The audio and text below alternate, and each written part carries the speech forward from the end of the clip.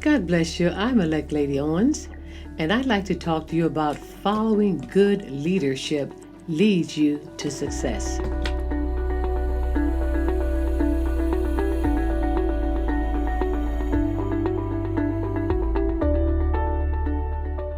Nowadays, people don't want to hear a lot about leadership, especially when it comes to the house of God. But the time is now at hand that you better listen to God-fearing men and women of God, because you're certainly going to need them in times like these.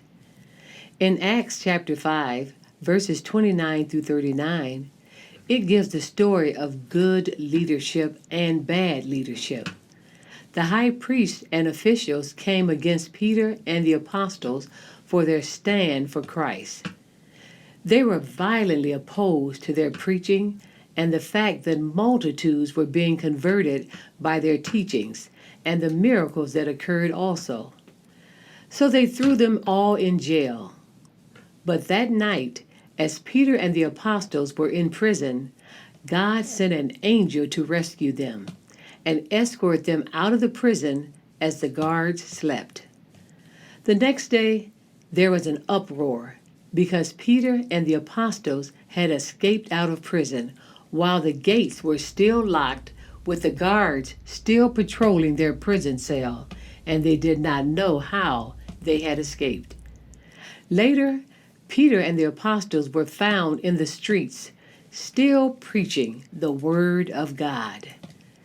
They were arrested again, the second time, and the officials scolded them that they were warned not to teach or preach about Jesus.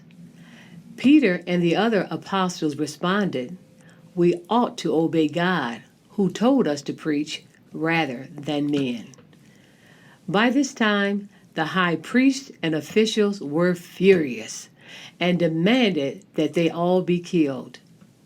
One man by the name of Gamaliel reminded the high priest and officials of another incident where a man by the name of Theudas exalted himself to be someone great.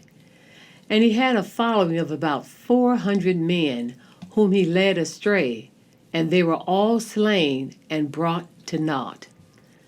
The same thing, Gamaliel said, happened to Judas of Galilee, who had exalted himself, and all those that followed him perished.